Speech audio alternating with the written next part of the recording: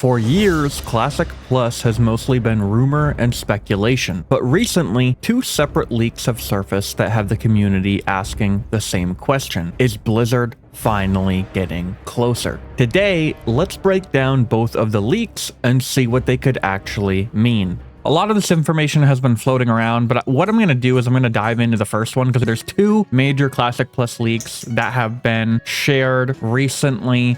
And the first one, which is the fresh Classic Plus info is really big. We also got apparently a build, but I'm going to go into this one first because it's a lot of info. I'll kind of just paraphrase, summarize the first, bit, which is basically he's not a Blizzard employee. He says that whoever this person is, they are saying that they're loosely associated with aspects of the company, more of like a contractor of sorts, and that this whole conversation was more or less casual conversation that led into, I guess, him getting a bunch of different, info regarding Classic Plus, kind of like a drinks conversation. So take that as you will, but we will basically get into it. And the first one is the branding. So basically goes on to say, well, Camelot and Classic Plus are being used as placeholders. Neither of those will be the name of the game.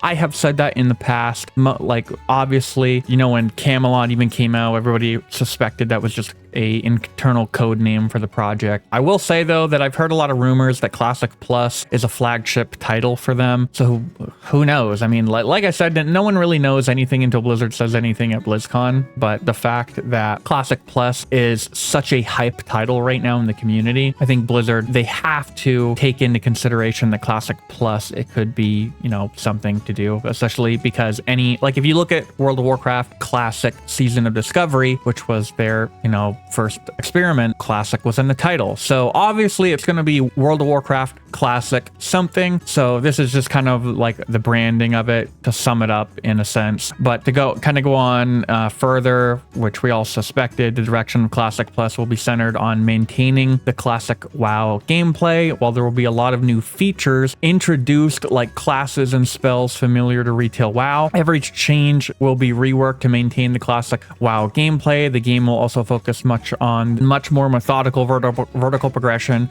with horizontal progression interspersed. So for anybody that doesn't know the lingo, and what this means is when it comes to vertical and horizontal progression, is that vertical progression, if you look at World of Warcraft in terms of its history, it's always been what is the next step? What is the next piece of gear? What is in front of me? What is next? It's basically, you have to view it as a ladder. You're climbing a ladder. So it's like you go from vanilla, you go to TBC, you go to Wrath of the Lich King. It's expansion after expansion after expansion. It's also in a sense of gearing progression. New gear replaces old gear. That's also a really good way to look at vertical progression, whereas horizontal progression is something like how in vanilla WoW, all through vanilla WoW, guilds are still going back into Molten Core to get something like Thunder Fury. That is how horizontal progression works. Instead of climbing that ladder, I'm going all the way to Nax, and I'm still going back into Molten Core to get Thunder Fury while my guild is also clearing Nax. So that's a good example of horizontal progression. And I think a lot of the community expected that, obviously, it's really hard to take the foundation of the game that is already vertical progression and turn it into something more horizontal. It'd be a lot easier to just put horizontal aspects into the game, give us more examples of like, hey, if I'm in phase 3 of this Classic Plus, maybe I should be able to go back to, phase 1 content, be able to get something that still helps me in phase 3 or in phase 4 or whatever phase that I'm in. So that, like I said, that's just kind of how vertical progression and horizontal progression kind of works. And he kind of explains that too here. But also monetization, since Classic Plus will be treated as its own IP, will have its own launch price and monthly subscription. The idea, however, was to keep this sub to no more than $10 a month if possible. The base game will release with 3 versions. There are 3 versions of the game to buy, and the target pricing is $40, $55, and $70. So right here, it is kind of like that's a little weird because I don't think Blizzard will obviously change their sub pricing. Subscription pricing is a universal thing. So if you pay your $15 month sub, you can play any version of Classic as long as you've bought like the retail expansion. You obviously don't have to buy the Classic. You can just pay the sub. But like I said, I don't think that would be true, because like I said, I mean, subscriptions are universal across all versions of World of Warcraft. But it goes on to basically say, very hotly contested game feature, monetization. While a standalone monthly sub was ultimately decided upon, other monetization options are on the table. The goal is to release with no cash shop. I agree with that. And instead of having, actually prefer that,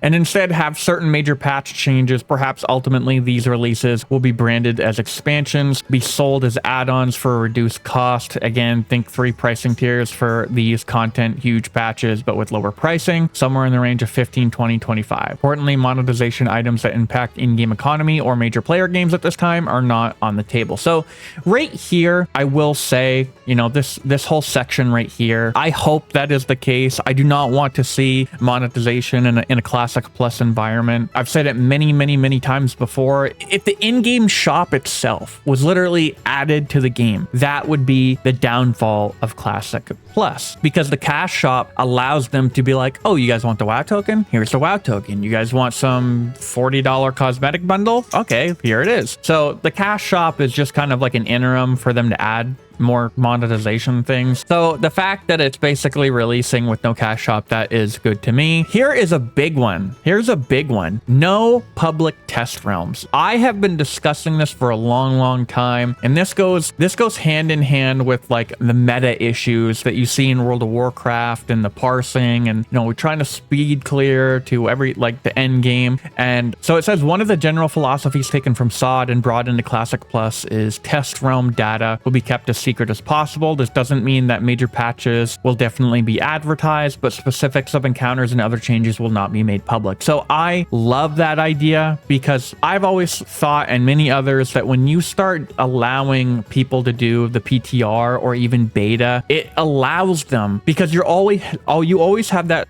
small percentage of the community that loves to race through to endgame, figure out the meta, and then tell all of their friends so they can get into raids and basically be like, okay, it's time to parse and time to, you know, go fast. Well, having no PTR makes that longer. So basically what I mean by that is that if you did have a PTR, like obviously on launch day, everything would basically be figured out, the meta from day one. But with no PTR, it would not be figured out on day one. It would literally be like everybody starts fresh, new immersive experience. Nobody knows anything. So that right here, that would be amazing. And it also goes on to say professions. So one of the major goals for Classic Plus was to introduce professions. Some minor debate on when to introduce the new professions, but ultimately decided that these professions will be available at launch. Other than the new professions, all professions in general have received massive updates to the way that they function. Going over specifics here would be too tedious to list out. Instead, following the list is available for professions at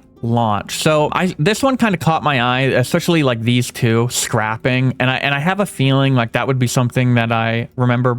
I mean, I don't remember if it was added in BFA, but like the scrapping, you could literally like put stuff into, you know, this item or whatever, or go to this, you know, scrap thing, and it would literally take all your items, your junk items, and give you something. Another good way to look at it is the retail feature time walking event. There was something recently too that like involved scrapping, so that is interesting to see if they would do something like that. Wood cutting though, very interesting. I personally, whatever they do with that, I mean, that would be cool if they did like add more gathering professions outside of the ones that are already in the game. But like wood cutting, I don't know, that would kind of be dope for me, because I remember literally, and people have made this comparison too back to OSRS, like your wood cutting skill. So actually being able to go out into the game and like have, you know, the ability to go woodcut and level it and somehow use the gathering profession woodcutting to turn it into something, that would be dope. That would be really cool. You also have enchanting, apparently artisan, which creates useful items from trash. I have a feeling that artisan and scrapping would probably have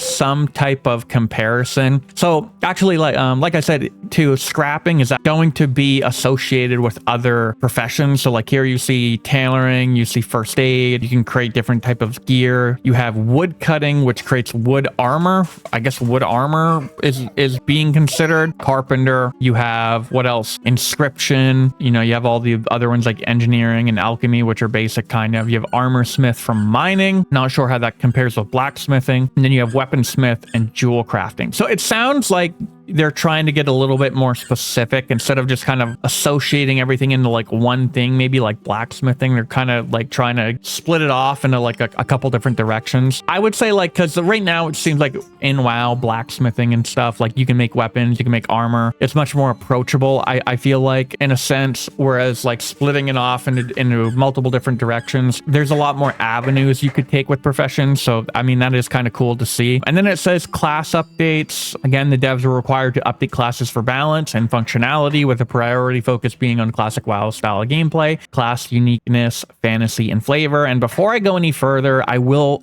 say that when it comes to vanilla WoW, it's not necessarily supposed to be about class balance. Classes are just OP in vanilla and others are just not. That's how it is. Like when you go into TBC, classes were a lot more balanced for the sake of like arena, and even going forward into later expansions. Apparently there are more spell types. So there's physical, fire, frost, arcane, nature, which we all know. Then there's lightning, shadow, holy, chaos, poison, and blood. So that is very interesting to see, especially with poison and blood. And then we have class specializations. You have, you know, the standard warrior, paladin, hunter. Then you have warden. This caught my eye because I actually have gotten a lot of comments in my videos where people have been talking about how like Sentinel and the Wardens was actually considered to be, you know, a class design in vanilla. And another thing that people don't understand is that the faction design in vanilla WoW wasn't actually supposed to stop at just Horde and Alliance. It was supposed to be like multiple different factions. So the fact that I see Warden here, very cool. I would love to play that class. You have shamans, the druid. Apparently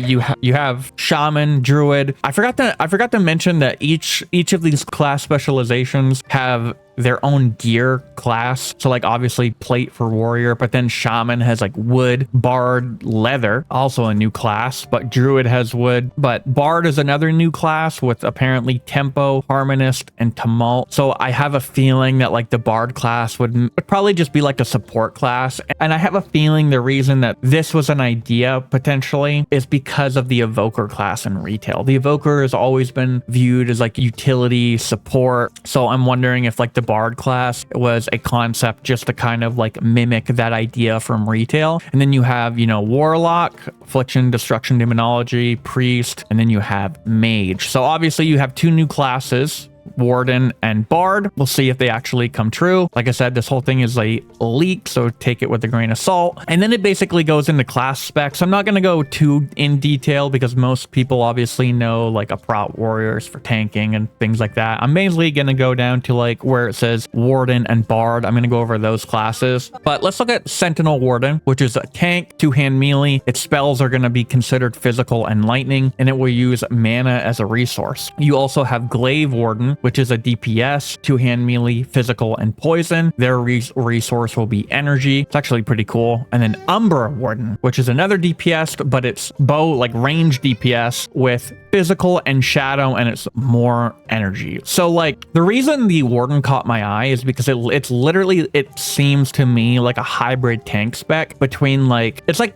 mixed classes. It's literally like a warrior, rogue, and hunter mixed into one class and spread across 3 different specs. So pretty interesting to see. I'm going to go down and find bard. Here we have bard. So like I said, role support, dual wield caster. Spells are frost and arcane. You have harmonist bard, which is healer. And then you have the tumult bard, which is a DPS, and they use chaos and blood. So pretty interesting to see. And then it goes further with the leak where we even get race updates. So what a lot of people suspected is 2 new races, Worgen and Blood Elf. So you have all the other standard races among the Alliance and the Horde. Worgen can be a Shaman, Druid, Mage, Warlock, and Priest, and Blood Elf can be Paladin, Warden, Hunter, Rogue, Priest, Mage, Warlock. Pretty interesting to see. I mean, those two races have always been discussed and grounded in vanilla WoW lore and history, and I will kind of go along where he did say that the most notable change to the classes is the inclusion of Horde Paladins and Alliance Shaman. Let me see what class race is apparently being allowed Shaman. So apparently Night Elf will be allowed to be Shaman and Worgen, and then you have the Undead being allowed to be a Paladin and the Blood Elf to be a Paladin. So that would obviously unlock both factions to have Paladin. That's something that I've always kind of left up to debate, just because I've always kind of viewed it as like, I do believe that vanilla faction class identity kind of makes sense the way that it originally remained, which was obviously, you know, Horde had Shaman, Alliance had Paladin. And I mean, in my opinion, is something keeping that grounded like that would be nice to see. But obviously, if Horde gets Paladin and Alliance has Shaman, I mean, that's great too. And they goes on to say that the Blizzard team noted that the inclusion of Tauren Paladins in retail WoW never felt great, but given where the story was that the most logical addition, there are no Tauren Paladins in Classic Plus. So basically it goes on more and says new races, major class changes. Obviously, just went over the Worgen and Blood Elf. While new races will definitely be released in future major patches, the team decided to go with races that are both familiar with lore specific to Classic WoW without deviating too much. I will say that makes sense because, like I said in a previous video in a stream, Gilneas exists in vanilla WoW. It does. And I can even pull that up. This website called NoClip is basically a digital museum for old games, and it has the vanilla game files. It even has TBC and Wrath game files. So as this loads, I'm just going to kind of go back and read. We'll come back to what I was saying. But the lore introduction to both new races will follow very similar canon, but the implementation will be much different. Further, there was again a lot of internal debate about the addition of the Blood Elves and their Horde capital of Silvermoon, and whether it was necessitated a new capital city for the Alliance. Ultimately, the decision was yes. And then it goes on to say Silvermoon and Gilneas will be in the game at launch. For what it's worth, Dalaran will be reintroduced, but not for a while. And this line right here is why I wanted to talk about and show what I'm about to show. So with Dalaran mentioned, we're going to go over here. Where is it? Where's Dalaran? So here's Dalaran in vanilla WoW, but with these game files, you can go inside Dalaran and look at the sewers. You can see that they, you know, obviously had things built inside of Dalaran. And then as I was saying, Gilneas, people were saying that Gilneas doesn't exist in the vanilla game files. Is that if we go over here, if it wants to load as well. But when you go over past the gray main wall, is just huge empty square cutout space. So obviously something could be used for Gilneas. And like I said, for those people that don't understand that Gilneas was actually, you know, an idea and existed in the lore in vanilla WoW, it did. And obviously there's a cutout for something that could be here and obviously could expand further, just like it did in Cataclysm. But we'll kind of go back to the leak. Silvermoon also exists in, or I should say Quel'Thalas, Silvermoon, you know, all the Blood Elf areas existed also on the vanilla map. They just weren't accessible until TBC. And then it goes into zone updates and changes. You have Gilneas, obviously, as a starting zone. Eversong, another starting zone. But then you have Fair Ridge Coast, Rustweld, Lunaris, and Orathil. I think that's how you might say it. But 2 new starting zones, it looks like, and 4 new leveling zones spread throughout Kalimdor and Eastern Kingdoms. You also have new instances and raids. And this is where it gets interesting. With the initial level gate in place at level 30, will appear to be a lackluster number of new dungeons. But again, the goal is to be much more intentional with the content that is released. Further, with the level 30 gate, there are numerous zones that will go unexplored at launch that will have many instances and raids, as well as big lore consequences in later major patches. The first major launch patch will focus largely on undead paladins, night elf shamans, commons and Worgen. To that end, the bulk of new launch dungeons will take place from early to mid 20s up through level 30. The first level gate will culminate with 2 raids. First, a Scarlet Enclave raid that will close out the story of the Undead Paladins, Blood Elves, and Worgen. Second, a raid directly adjacent to the Dark Portal that will act as a precursor to a later raid on the Dark Portal and Kazakh. Finally, below the launch dungeons and raids is a short list of some of the other post-launch dungeons that will be reintroduced after the first level gate. For various reasons, there is no real comprehensive or guaranteed list, just ideas that garnered a lot of support during initial post-launch content cycle discussions. So I will say at the beginning about the whole level 30 gate, I do find that interesting because like if you look back to Season of Discovery, phase 1 was super hype. Everybody loved Black Phantom's Deeps. It had a 25 level gate. And then after that, you had like Nomer and Sunken Temple with like level 40 and level 50, but those phases weren't really favorable. I mean, people liked the dungeon ideas, but it just wasn't as favorable because you started realizing that, okay, Blizzard just took dungeons and remade them into raids. It's basically just reforged content until you get something to like Scarlet Enclave, which is completely new. It's completely new, and that's what players are craving. They want something new, and it's not revamped or some reforged dungeon. So apparently you have a host of new dungeons. You have Dawnspire, Moonshade Vale, and Gilneas, Scrap Ben, Spirit Grove, Scarlet Coven. You have new raids, which is the Scarlet Enclave, the Broken Crucible, and then you have new post-launch dungeons, which will be Gorehorn Hall, Gorehorn Chambers, Gorehorn Barracks, and Timbermaw Hold. I'm actually interested in that idea because that one has been discussed for quite a while. And like I said, this doesn't even stop here. This is only one article that got released over the weekend. So we're going to go back, and what also got released was a 2025 preview build. And this basically goes on to say, I usually wouldn't do this, but I felt since Blizzard is playing it so close to their chest right now, and this build was able to check out, was fairly widely circulated. It was long ago that leaking the info, I will have to do little harm. The community will be quite excited to hear about it at this time. I'm an active WoW player in both Classic and Retail, and this information is coming from a build I had access to for a period of time as part of my position in a certain team at Microsoft. This is a burner account. Aren't they all burner accounts? Using a VPN, I think you will find this information was largely correct once the trailer rolls at BlizzCon in September, but probably fairly outdated since it was last year that I had the chance to check it out. So he basically goes on to say kind of the same thing. 2 new races, one for the Alliance, one for the Horde. Most people suspect the Blood Elves like the previous article, and then an unknown race for the Alliance was a grayed out button. But Worgen does make sense because like I said, where is it? Let's go back just for video's sake. We'll reference it again. Unknown race for the Alliance. Why could that be Worgen? Well, here's Gilneas. That was originally a concept idea in Vanilla WoW. So again, a little bit more confirmation. 3 new classes. This is where it gets interesting. Scout and 2 unnamed classes, but they had description blurbs, names or empty string IDs, and placeholders. So I will say before we go any further, there was a previous leak long ago that brought up the class. I believe it was like it had something to do with like spell something. It was like one of the first Classic Plus leaks that everybody was talking about. I mean, it goes on to basically talk about it more, but I don't know if Blizzard would really want to go that deep with like classes over 2. I feel like 3 might be crazy, but I will say that in regards to like how many classes there are and how many new classes there are, if you look at Ascension right now, because I have looked at it, not much, but like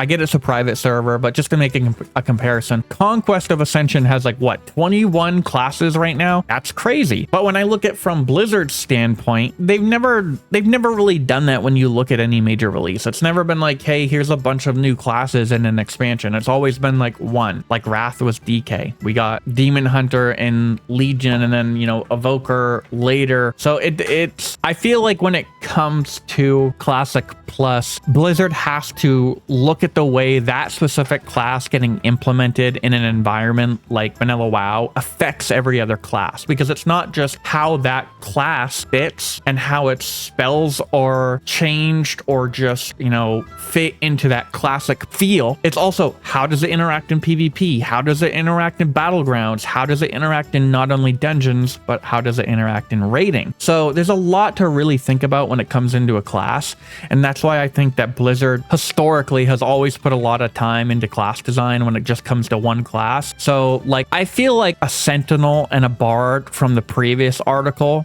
would be fine. I mean, it kind of makes sense. I don't know really about Bard. Sentinel makes sense. But like I said, I definitely feel like more class design could be done. But when you start doing a lot more classes, it just affects vanilla WoW in a way where it does feel a little bit more retail-y in a sense. But this basically also goes on to name new zones. Gilneas was selectable. You had left the Burning Steppes, a zone called Eastwind Dunes, 2 smaller zones right above Stormwind. So basically kind of just confirming the other article. More zones. I mean, everybody realizes Classic Plus is going to implement a lot more zones, but this is where it gets interesting. This is conjecture from what I heard and inferred from a meeting about what they're going for, but my understanding is that they want to extend the leveling experience and make it slower and even more of a journey. They intend to expand the leveling experience in the future as a core part of the game. And this is basically what Classic Plus is all about. Classic Plus has always been about the immersion. It's never been about the idea of like, you know, new raids are cool. Scarlet Enclave was great. Everybody loved it. But at the end of the day, Classic is always there for like people that just want to immerse themselves in that journey, because that's where the memories are. And then when you get to end game rating, it's really just the same. It's monotonous week after week after week. Like, I have a lot more memories from my leveling experience than I do with my rating experience. I mean, obviously you make memories with your guild, but there's just something a lot more immersive about the leveling experience. That's why you see a bunch of people going back to play hardcore right now. And then you had the data mined editions, Epic and Heroic.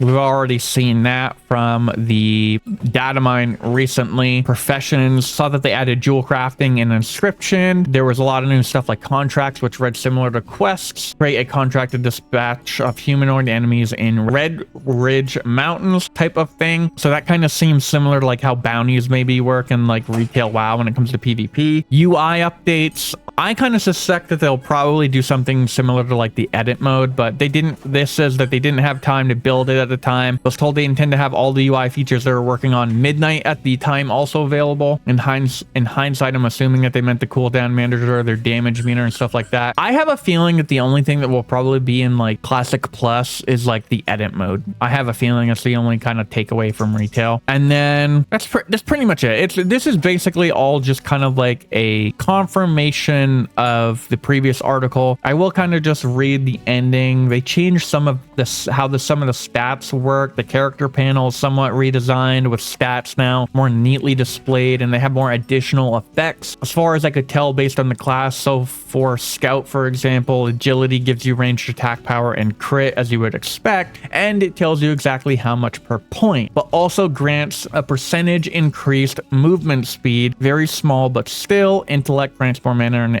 and energy recovery rate. Strength was melee attack power and debuff duration, and I can't recall what Spirit gave. I logged in onto a warrior real quick to check the stats there, and I remember that intellect was set to provide weapon skill by some threshold amount, and Spirit had chance to gain X rage when attacking. I also noticed some items had fractional stats added, like 0.4% chance to hit on new ones, like a chance to gain 30 mana when dealing damage. So I will say that this one is a little bit like, it's very vague compared to like when I go back to fresh Classic Plus info. Like, this one's way more in depth. The only problem is that I feel like when it comes to this, I don't think I don't think a Blizzard employee that just got off of work after a long day would go to a bar and he's so tired to the point that like, oh, I'm gonna drink some whiskey and tell this random contractor beside me, you know, everything that Classic Plus is. I feel like maybe this guy and this guy should have like changed like the whole like bio before they like went into their leaks.